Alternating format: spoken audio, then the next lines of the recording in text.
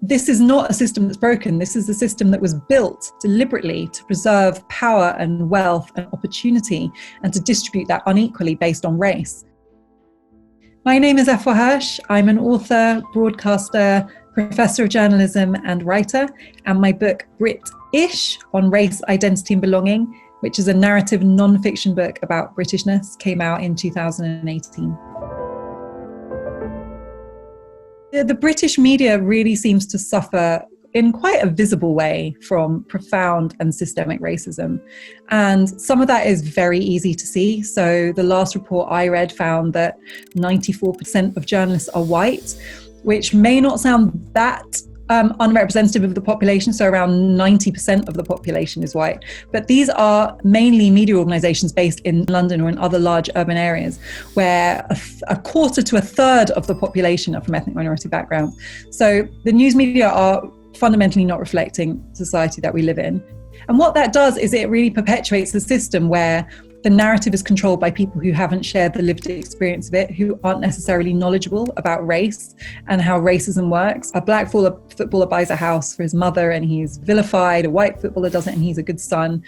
The racialization of crime, which often perpetuates the idea that some crime is inherently a characteristic of ethnic minority groups. And many of these, in some ways, subtle tropes crystallize in people's minds this idea that there is something uniquely criminal or deviant about specific ethnic groups. And that is very much a reality that I think the news media have a very serious case to answer for. My experience is also that when you go on platforms in the mainstream media to discuss racism, a false equivalence often takes place where platforms create a sense of debate between people like me whose message is anti-racism and people who are actively racist. And the idea that you should try and counter anti-racism with racism is a really serious misunderstanding of what racism is. Racism is not an opinion. Racism is contrary to our fundamental values as a democracy, and it's not something that deserves a platform any more than somebody who is pro-genocide or pro-child abuse should be given a platform. I shared recently a clip of a TV debate I did on Sky News in which I raised a critique of the way we talk about British history, and the response was, "Why do you stay in this country? If you take such offence when you see Nelson's column, if you take such offence when you hear Winston Churchill's name, but if it offends you so much, how do you manage to stay here?" There is still this idea in Britain that if you are not white, you are not really entitled to Britishness. Your presence here is conditional on behaving in a way other people like or find convenient, and that if you challenge the status quo or offer a critique, an acceptable response is to tell you to leave your own country, which is not something I've ever heard said to a white British person who critiques Britain.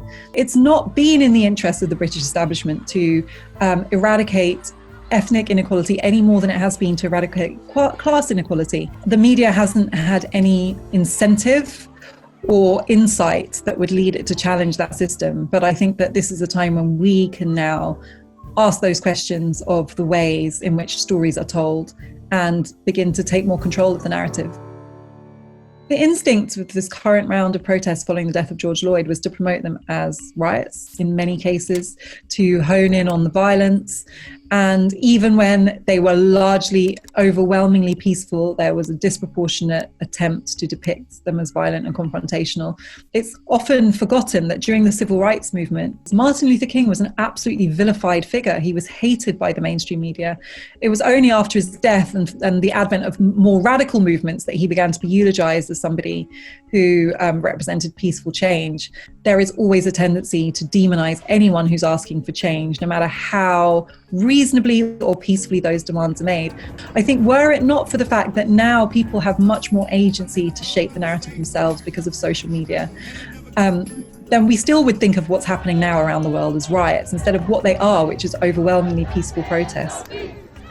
Recently, there was this story about this Black Lives Matter protester who rescued a member of the far right who was injured. And he said that he didn't want him to die, so he picked him up and carried him to safety. Had that not been picked up on social media and promoted, it would never have become the mainstream national news story it now is.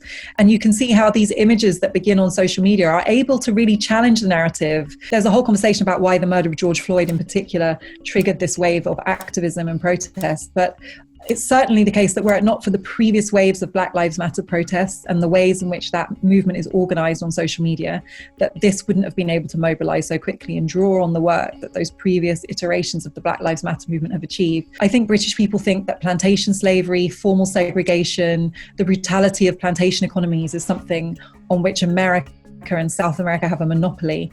And they don't realise that Britain had a deep south too. Britain's deep south was the Caribbean.